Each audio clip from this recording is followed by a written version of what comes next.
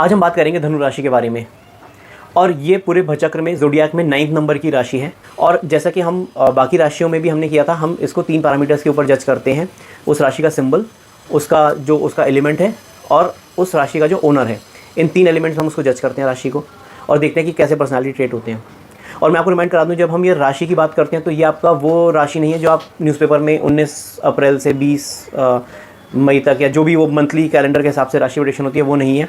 ये आपका moon sign है, ये आपके मून की राशि है और जिसे वैदिक एस्ट्रोलॉजी में राशि कहा गया है। अगर आपको नहीं पता कि आपकी राशि क्या है, मैंने डिस्क्रिप्शन में लिंक डाल दिया है, उससे आप अपनी राशि खुद निकाल सकते हैं। सो स्टार्ट करते हैं धनु राशि के बारे में। ये सबसे अद्भुत राशि है बाकी 12 राशियों में, क्योंकि धनु ही एक ऐसी राशि है जिसके सिंबल में हम एक पशु और एक इंसान का ब्लेंड देखते हैं। तो अगर आप बाकी राशियों में देखें तो किसी का सिंबल वृष था, किसी का सिंबल गोट होता है, किसी का कुछ होता है सिंबल, किसी का कन्या का वर्गो में एक लेडी हाथ में पेटल पकड़े हुए है, तो पूरा सिंबॉलिक है एक कैरेक्टरिस्टिक का। बट यहाँ पर धनु राशि में हमें डुअल पर्सनालिटी भी देखने को मिलती है, या आप कहिए डबल पर्सनालिटी देखने को मिलती है। डुअल तो हो गया थोड़ा स्प्लिट टाइप, डबल इज आपको 2 तरह के आपके अंदर अंडरस्टैंडिंग और पावर है, क्योंकि आपके मून की हम बात कर रहे हैं। मून मन का कारक है, आपकी थिंकिंग कैसे हम उसके बारे में बात कर रहे हैं। तो अगर सिंबल को ध्यान से देखें तो इसके जो पैर हैं, इसमें एक सिंबल बन के आ रहा है जिसमें नीचे एक हॉर्स के पैर हैं, दौड़ता हुआ घोड़ा है वो, और उसके 2 पाँव ज़मीन पर हैं और 2 आसमान में, 2 हवा में हैं। उसके साथ ऊपर की तरफ देखें तो एक धनुर्धर है जो कि उसने अपना धनुष लिए हुए है और उसने बाण उसमें है और वो अपने लक्ष्य की ओर देख रहा है। अब इसके अंदर कई सारी चीज़ें हैं जो देखने वाली हैं। सबसे पहले तो धनु राशि के लोग प्रोग्रेसिव रहते हैं, वो हमेशा प्रोग्रेसिव रहना चाहते हैं। सो यहाँ मेंटालिटी की बात हो रही है तो मेंटली वो प्रोग्रेसिव रहना चाहते हैं।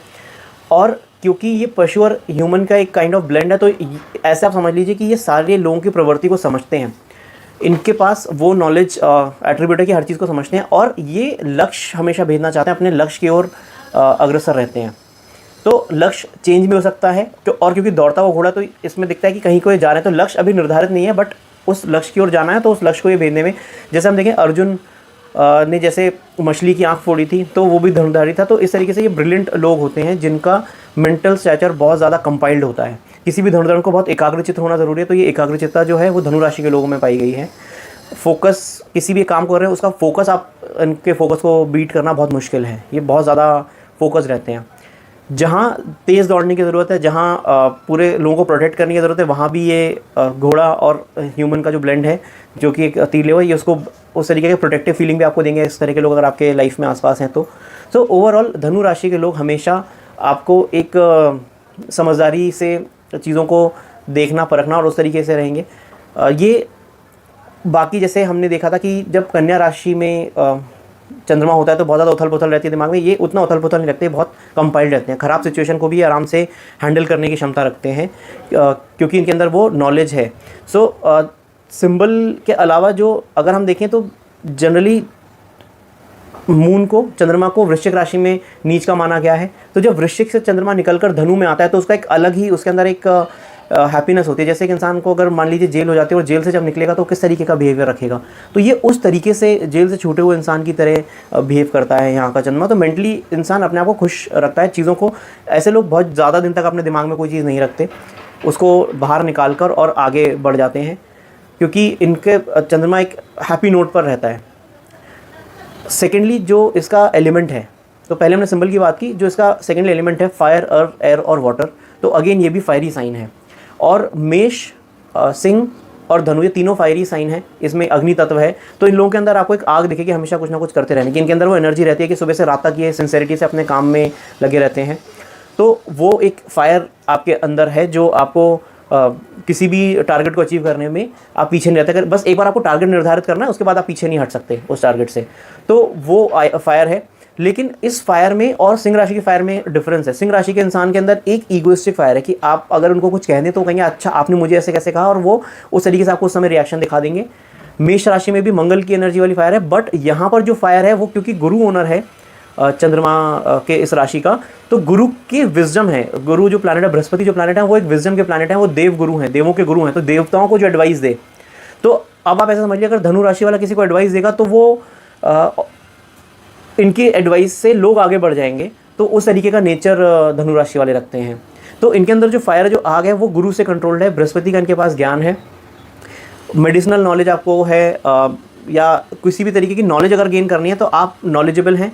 अगर आप कॉमर्स की लाइन में हैं, अगर बैंकिंग की लाइन में, तो आप बहुत अच्छा परफॉर्म करेंगे, क्योंकि ये आपके मेंटालिटी से अलाइंड है।